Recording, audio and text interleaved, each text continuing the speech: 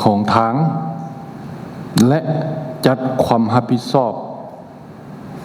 ต่อทางดังกล่าวหมายความว่าอยู่ในนี้พวกเราก็จัดโดยพื้นฐานแล้วอันสำคัญอยากว่ามันเรื่องความรับผิดชอบหมายความว่า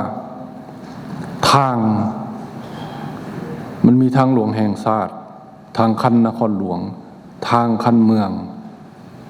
เทศบาลทางชนบทและเส้นทางพิเศษหรือว่าเส้นทางของประชาชนนี่สร้างเอาเอง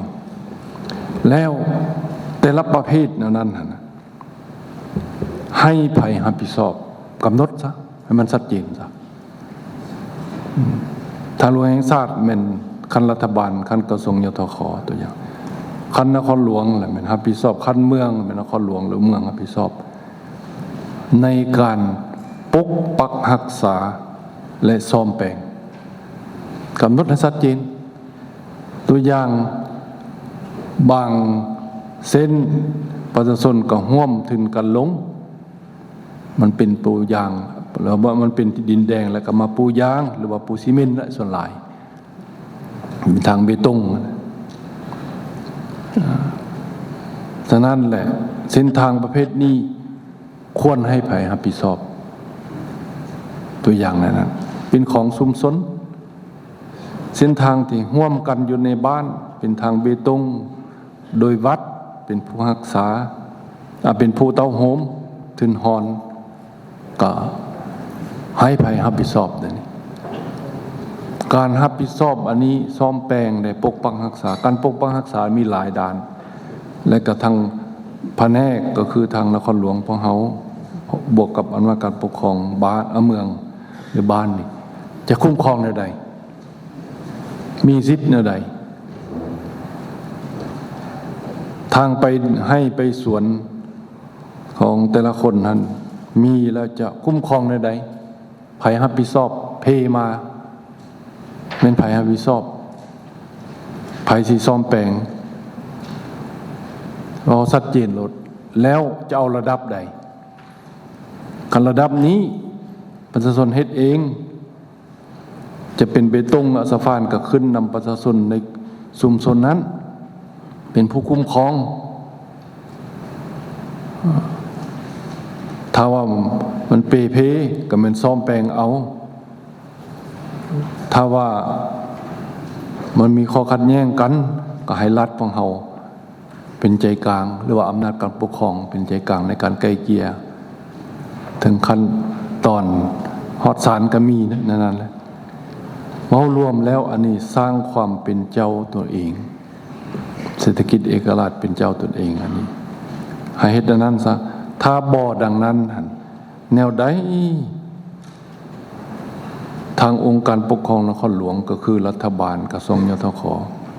เฉพาะนครหลวงพวกเฮามีเกือบ2,700 กว่ากิโลเมตรนี่สิเอาเงินอยู่ใส่มาซ่อมแปลงหมดทั่วประเทศแห่งหายสิเอาเงินอยู่ใส่บ่ทันเว้าเรื่องสร้างแล้วว่าได้ซ่อมแปลงนี่นะ2,700 กว่ากิโลเมตรนี่เอาเบิ่งแต่ละปีสิไปซ่อมแปลงเนี่ยเฮ็ดจังได๋ฉะนั้นเดี๋ยวนี้เฮาต้องได้แบ่งซะความรับผิดชอบเอาภาคส่วนใดเฮามีเงินซำนี้ก็เอาในนั้นแหละให้มันชัดเจนในนั้นซะอยู่ในนี้นครหลวงของเฮามีรัฐบาลมีศูนย์กลางร่วมกันแดส่วนใดที่เป็นการร่วมกับรัฐบาลพวกเฮาก็สมทบกันอันนั้นเพื่อให้สะดวกเพิ่นมีนโยบายพิเศษบางกรณีก็ขึ้นนำรัฐบาลพวกเฮาก็ปรึกษากันคันนครหลวงนะแต่ว่ารวมแล้วพยายามแบ่งสิทธิอำนาจความรับผิดชอบในการปกปักรักษาการบูรณะซ่อมแปลงนี้ให้แต่ละคันให้มันเหมาะสมถ้าว่าดังนั้นดินถมไม่เขตบุกเบิกไม่